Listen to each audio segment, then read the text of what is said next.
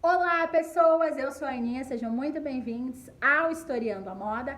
E a nossa aula de hoje será sobre estilosa ou somente magra, a construção social do gosto.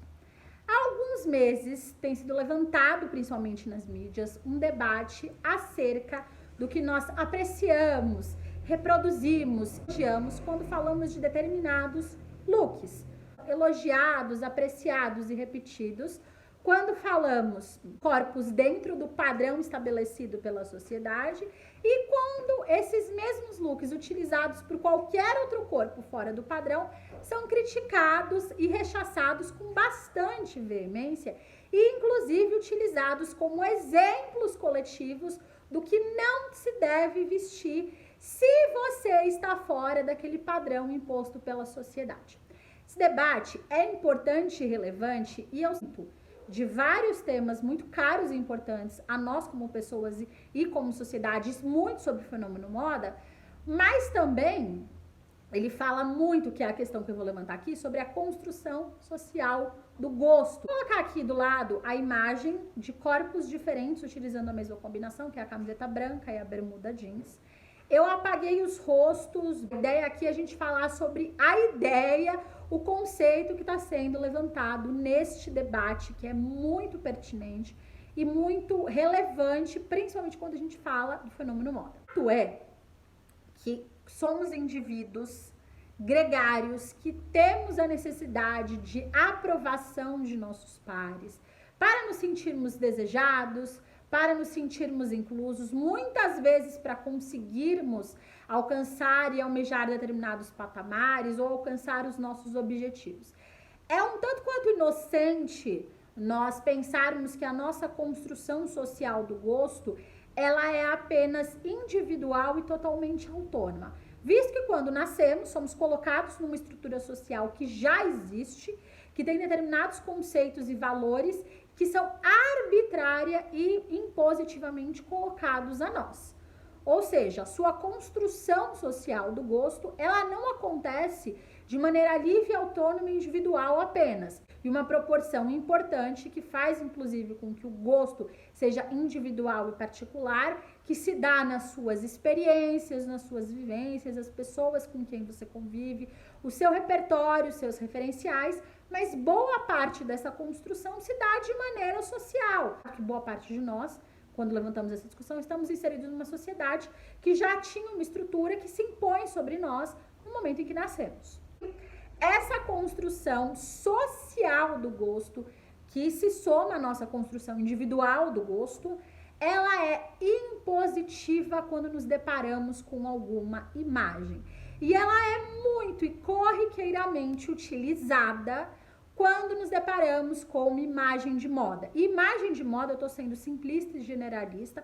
Imagem não significa necessariamente uma imagem criada, como uma fotografia, por exemplo. Eu estou usando imagem de maneira genérica. É um trecho de um livro aqui chamado A Essência do Estilo, que eu acho bem relevante para a nossa discussão. Se não houvesse marcas, nem objetos de desejo a cada estação, nem cores da moda, e se todas essas coisas não fossem instantaneamente reconhecíveis por aqueles que aspiram a estar na moda, então o jogo e a indústria da moda não teriam significado.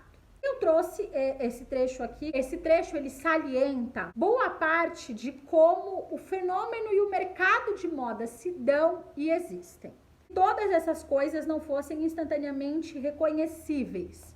Conhecimento, entender e interpretar algo com o qual nós nos deparamos faz parte de maneira latente da indústria e do fenômeno moda. Isso é, explicando de maneira simples, porque é muito complexo esse fenômeno. Quando nos deparamos com essas imagens que vocês estão vendo, uma camiseta branca e uma bermuda jeans, essas imagens são facilmente reconhecíveis e interpretáveis. Por quê? Essas duas peças estão presentes no cotidiano de boa parte das pessoas quando falamos de sociedades urbanizadas e cosmopolitas. Ou seja, quase todo mundo, consciente ou inconscientemente, consegue entender o que significa uma camiseta branca e uma bermuda jeans. E o que significa a composição dessas duas peças juntas. Porque a pessoa está em constante contato com isso. E por que essa é uma questão importante da gente salientar? Porque nós temos, quanto mais simples e acessível é o reconhecimento, quanto mais facilmente o receptor consegue entender a mensagem que está sendo transmitida, mais facilmente ela será reconhecida, mas dessa facilidade de transmissão, interpretação, análise. Quanto menos comum, menos usual é uma imagem, mais difícil vai ser a sua interpretação, vai ser a sua análise. Isso porque temos culturas complexas, diversas, com referências, com influências completamente diferentes. Então, se eu estivesse falando, por exemplo, de peças muito complexas, elaboradas, que fogem muito do cotidiano das pessoas, eu teria sim dificuldade de interpretação, de análise, frequentemente com aquilo. E aí eu teria uma dificuldade de entender o que aquilo significa, o que aquilo representa socialmente e como eu devo analisar e como eu vou utilizar a minha construção individual de gosto frente àquilo que eu estou vendo. Não é o que acontece com a camiseta e a calça jeans utilizado em corpos diferentes. Porque são duas peças, inclusive uma combinação corriqueira, frequente, que as pessoas estão em contato, que é facilmente interpretável, que as pessoas sabem o que significa, mesmo inconscientemente. E é aí que entra a construção social do nosso gosto. Isso porque nós temos uma sociedade que, de maneira arbitrária, impõe um padrão estabelecido e que deve ser almejado, perseguido e elogiado pelas pessoas. Quando eu me deparo com duas imagens semelhantes, que se tratam basicamente das mesmas peças de roupa, utilizadas em corpos diferentes, eu vou utilizar as minhas referências particulares, individuais, a minha construção individual do gosto, somar a ela a minha construção social do gosto e formular um julgamento. E é aí que este corpo existente na sociedade se torna o ponto importante. Se eu tô falando de duas peças idênticas, em que a diferença entre elas é basicamente os corpos que estão utilizando, o que é mais relevante na minha análise? As peças ou o corpo que está utilizando essas peças? Porque se eu estivesse falando de peças muito diferentes em corpos diferentes, obviamente eu teria uma influência muito grande, muito nítida e clara das peças. Mas eu estou falando de peças semelhantes, praticamente idênticas. Então nós teremos outras influências que não a própria peça de roupa na nossa análise e na nossa interpretação. E é esse questionamento que é levantado, o quanto esse padrão estrutural imposto pela sociedade vai balizar e vai ser impositivo e colocado boa parte das vezes à frente da nossa construção pessoal do gosto na hora de falar ou interpretar alguma dessas imagens. Então eu vou analisar que, essas peças num corpo padrão é admirável. Essas peças num corpo não padrão, nível de crítica. Porque o corpo, neste caso, é mais relevante, importante e influente do que as peças que estão sendo utilizadas. O debate foi levantado porque nós estamos falando de peças que estão constantemente presentes na vida de boa parte das pessoas. Ou seja, são peças simples, acessíveis, que as pessoas estão acostumadas a ter contato, que elas são muito aceitas, que não existe essa barreira da aceitação, diferencia muito do que a gente está acostumado a ter contato cotidianamente.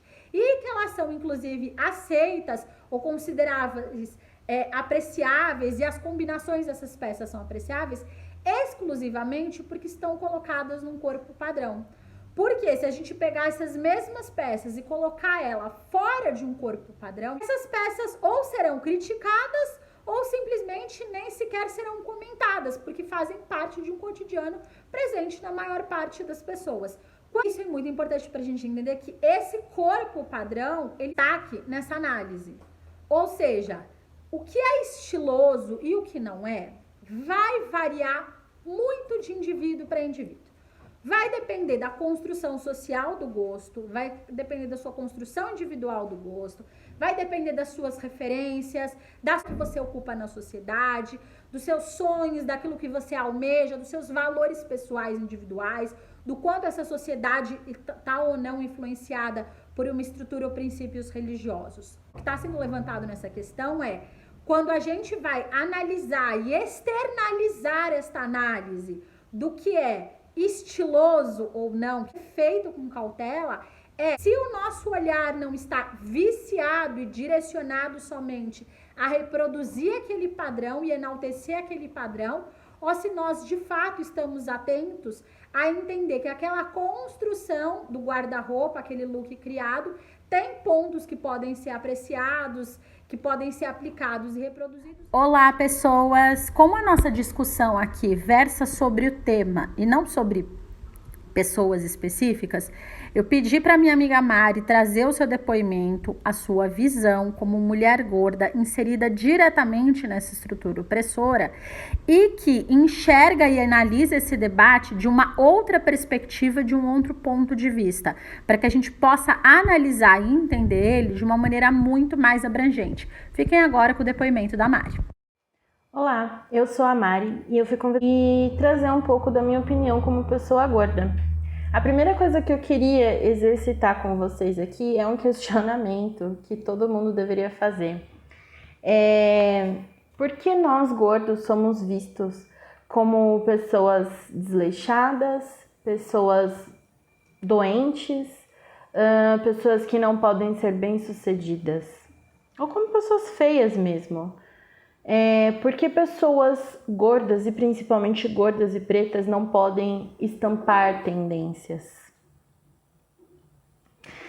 Um grande exemplo disso aconteceu em janeiro do ano passado no Grammy Awards com a atriz Tess Holliday, que foi ao Grammy usando um vestido da Lyrica Matoshi de morangos, um vestido bordado de morangos, e algum tempo depois apareceu uma pessoa magra, várias pessoas magras na realidade, usando esse mesmo vestido, e o vestido foi viralizado como lindo, sendo que na época a Tess foi taxada e classificada como a pessoa mais mal vestida do Grammy e virou desejo.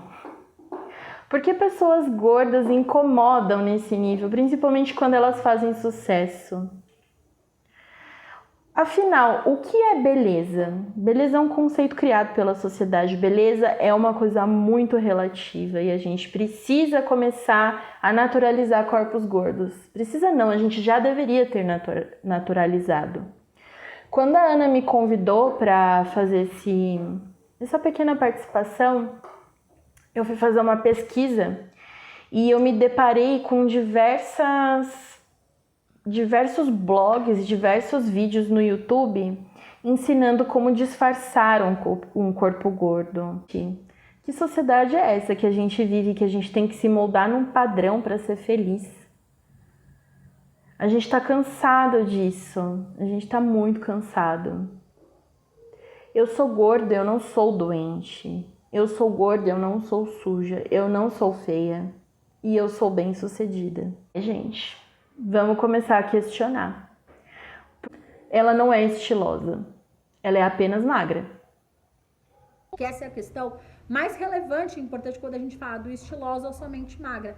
Porque, de fato, se a gente for analisar profundamente essas imagens, a gente vai entender que o que está pautando aquela admiração ou crítica majoritariamente é aquele corpo, não as peças que estão sendo utilizadas nele. Tenham gostado dessa análise do estilosa ou magra, construção social do gosto. Se você analisa essa questão por uma outra ótica ou interpreta ela com outros vieses, por favor, coloque a sua opinião aqui embaixo. Esse é um debate aberto, não existe uma resposta única, forma de observar ou olhar para essa questão.